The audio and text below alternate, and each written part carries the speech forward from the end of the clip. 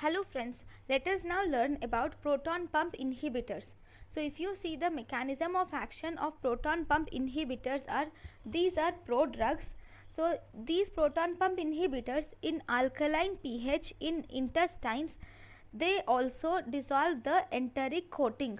Here the drug is absorbed in the intestine by passive diffusion, and this drug will reach the gastric parietal cell. This drug will reach the gastric parietal cell, and in the parietal cell there is acidic pH. In this acidic pH, this proton pump inhibitor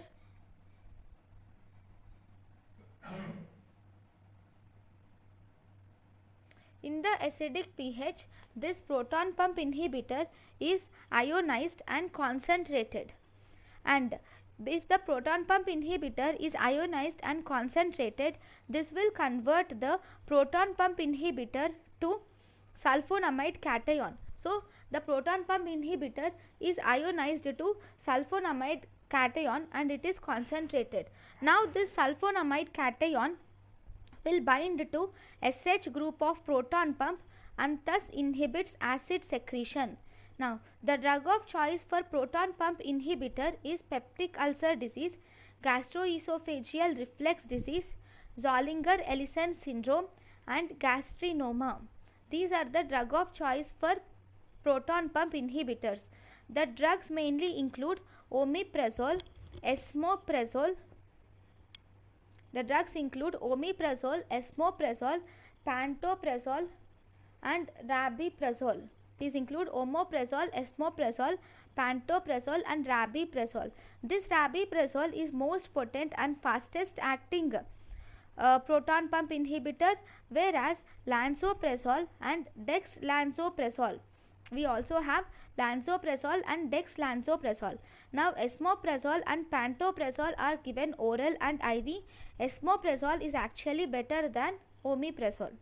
So if you see the pharmacokinetic action, this drug can be given orally. It is an acid labile drug, so it is given with enteric coating. So this drug is acid resistant. So this drug proton pump inhibitors is given 30 minutes. It is given 30 minutes before food, because food will activate the secretion of acid and food will decrease the absorption also. If this drug is given on empty stomach, it causes less parietal cells. On empty stomach there will be less parietal cells.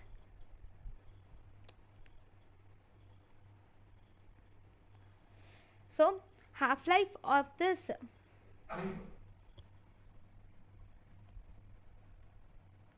right. So because if we give these proton pump inhibitors on empty stomach, on empty stomach there will be less parietal cells and there is less acid secretion. So we give it in empty stomach, because food activates secretion of acid and this acid will degrade the drug. So we always give this proton pump inhibitors 30 minutes before food. Now these one more mechanism of action is, these proton pump inhibitors, once they are ionized, they form sulfonamide cation. This sulfonamide cation will bind to SH group of proton pump and thus this will inhibit the proton pump irreversibly. And for generation of proton pump, it takes around 24 hours for generation of proton pump. So we give once a day dosing can be given. So this is also one more important thing is, the half-life of this proton pump is 2 hours and this is highly plasma protein bound. This is highly plasma protein bound. So all these drugs, so because we can give this once a dose dosing,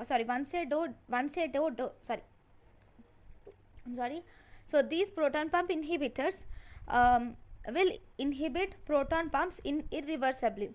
So for the generation of proton pumps, it takes 24 hours. So we can give these proton pumps once a day dosing.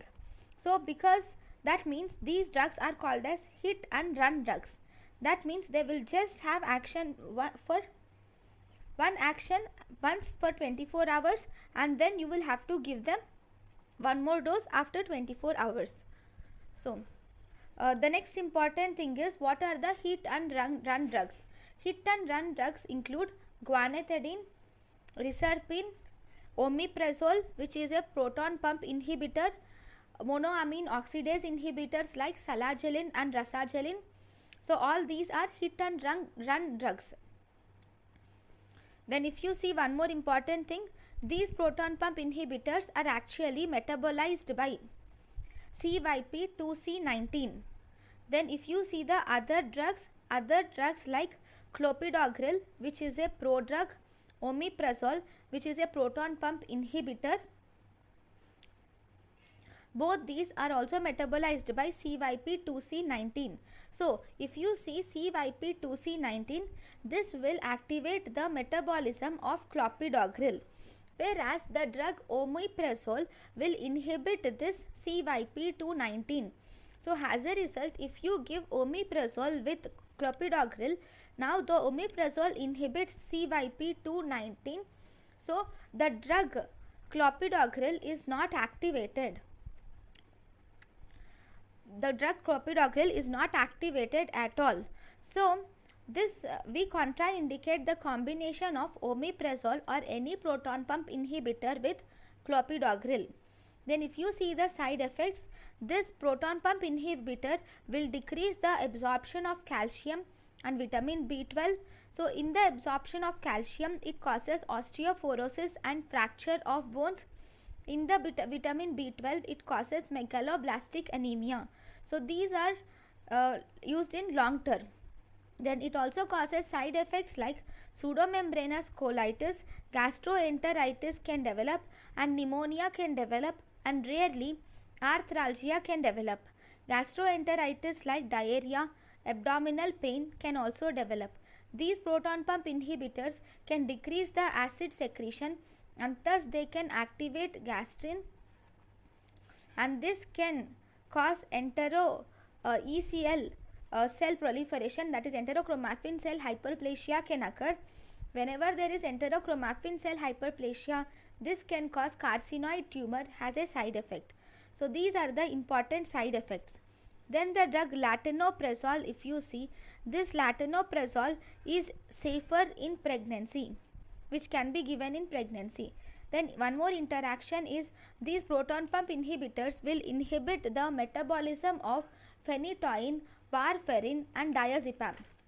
They inhibit the metabolism of warfarin, phenytoin and diazepam. So these are the important points about the proton pump inhibitors. Thank you guys for watching.